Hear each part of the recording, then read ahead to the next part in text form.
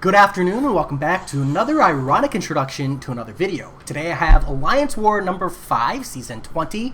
This is gonna get pretty ugly at the end, but that's because we knew we were gonna win the war and we just made a jump it call. So be a little, kind if you see like, hey, what the heck are you doing?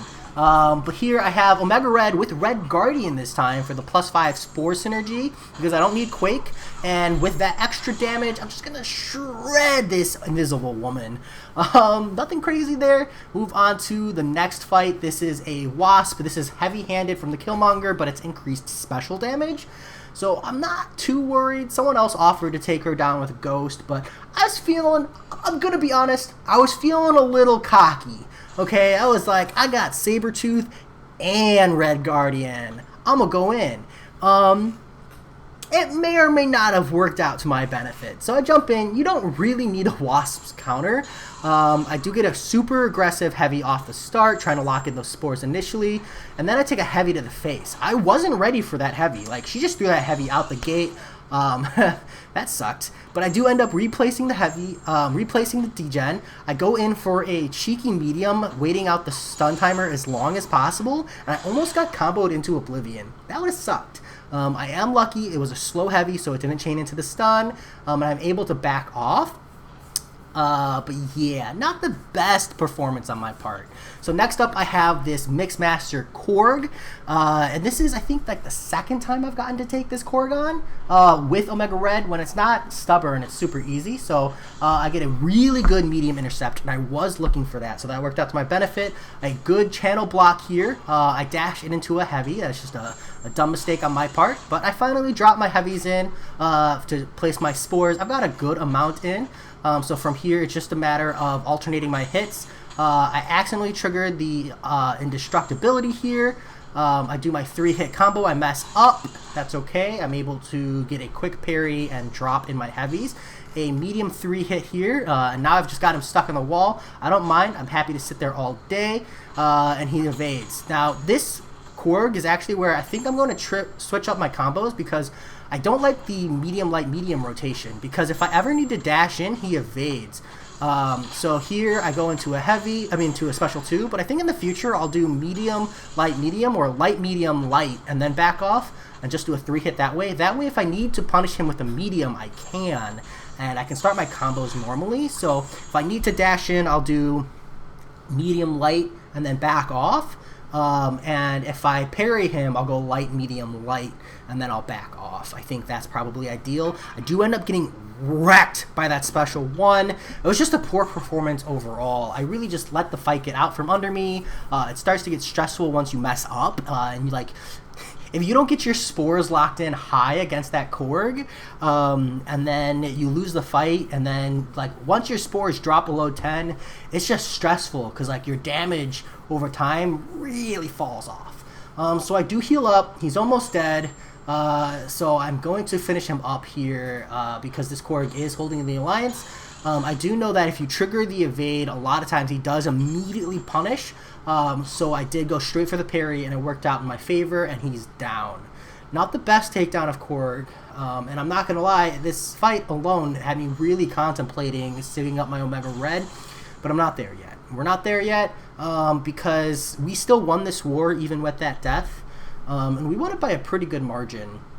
So until I feel like that death on that Korg is the big difference, I'm not going to feel the pressure for SIG levels.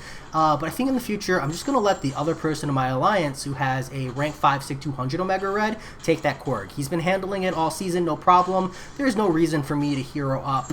I'll just take that fight only if I'm the only one with Omega Red at the time. And even then, I think I can one-shot it with my breakthrough Omega at 660. Maybe I'll pop an indestructibility boost or something next time. But next up, what is that? That is, ignore this. That's just me testing the Summoner Showdown with Sunspot. Wow, doing it twice. Skip. My apologies. This next fight is Electro. Little trip up there, but I don't have a ton of time, so we're going to keep on going. And this is Electro Path 2 on the Strike Counter Combat Power Rate. And normally you just want to hit with tentacle attacks with Omega Red, but he's going to die so fast that I didn't care. A little bit of feedback damage from throwing lights is really not the end of the world, especially when he just deletes. Next up is the Hood. Now, I'm not going to lie, I really like this team. I'm in the process of rank 5ing my Guardian because I want to have an extra champion on my team that can provide utility and take down minis if needed for my alliance, but I really like having that extra synergy for Omega Red. Not having Quake on my team is good because a lot of the people in my alliance already bring Quake to war. So we really need some extra diversity elsewhere. It's going to soup up my Omega Red and make him stronger, helping me secure better one-shots. And when I use him, this is some really ugly gameplay. I'm just playing like absolute garbage. I don't really know what's up with my headspace here, but I'm just playing super poor. But that's okay. We, have a super tanky Omega Red, and it's going to work out in my favor. Hood is not a great defender. I don't know. I don't know what was going on here. Sometimes you're just not with it, right? Maybe I was tired. I got nothing. I mean, I know I'm tired, but not a good enough excuse. Like I said, I'm just glad that my mess-ups in this war didn't cost us the win. My alliance pulled a really strong win out here. So the next time I come in, and this is where it gets ugly, I actually don't show the first attempt to versus this thing. We got the call. There's like less than an hour left on the war. We've essentially won. We just need to take the map down. So there's this call, literally just dogpile. That's the impression I was under. So I jumped in with Omega Red and immediately parried at the start of the fight. Stunned for the whole fight. Really bad time. So that's not here. I didn't catch it on recording. It just happened so fast. It ended up just being defeat on the screen. So that was awkward. So I'm going to jump in with Red Guardian. Red Guardian actually works fairly well. The major consideration here versus the Thing fight is that you don't want to trigger the shield break on a regular attack. You want to trigger it on a special because it will stun Thing, and if it stuns Thing, that's bad for Red Guardian. So I'm holding block, and I'm going to strike counter in order to get my hit in. From here, I'm going to back off and just hold block and wait for another opening. I get one here on the double medium, so I'm going for my double 5.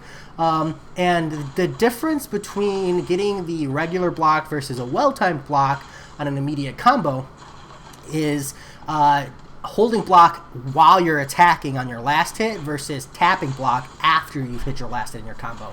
So I get a pretty good amount of damage here. I throw in a couple hits here just so I can get a cheeky 2-hit intercept, and now I just need to bait a special. He gets a lot of distance. I hate being up against the wall. I intentionally let him hit my block so he breaks the shield. I don't have to worry about triggering the stun, and from here I'm going to push him back farther in.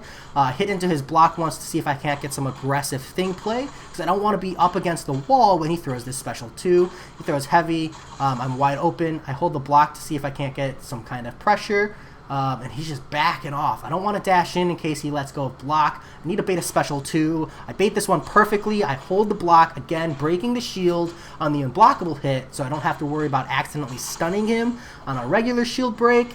He's at 10 charges. I'm going to hit him a couple times here, and then hit him 3 more times so I can properly juggle the stacks.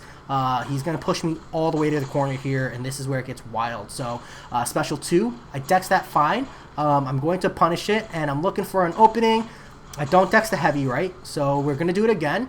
This time I dex the heavy right, but I needed to block a hit somewhere in order to get a damage window.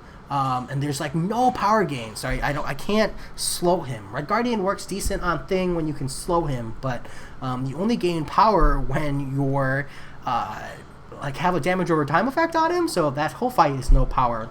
Not a bad run. Red Guardian is not an ideal matchup there, and like I said, this is just a hammer on. I heal up Omega Red, and then I go in with Guardian. Just a big derp. I really got no excuse for that.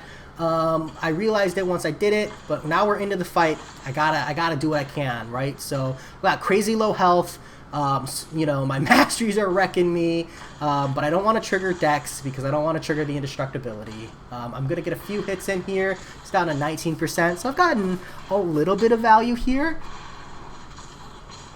get the lucky special 1 aggressive, which is really good for me, given the fact that I don't have the ability to tank more hits, 2 blocked hits, and I'm down. Someone else jumped in and took the thing down right after that, so I didn't actually end up getting any value out of the healing of Omega Red, but that's good. We did end up winning this war. This was just dogpile moments. We were just clearing the map. But yikes, that was ugly. I will perform better next war, I hope. Knock on wood. But as always, though, I hope you enjoyed, and I'll talk to y'all later. Peace.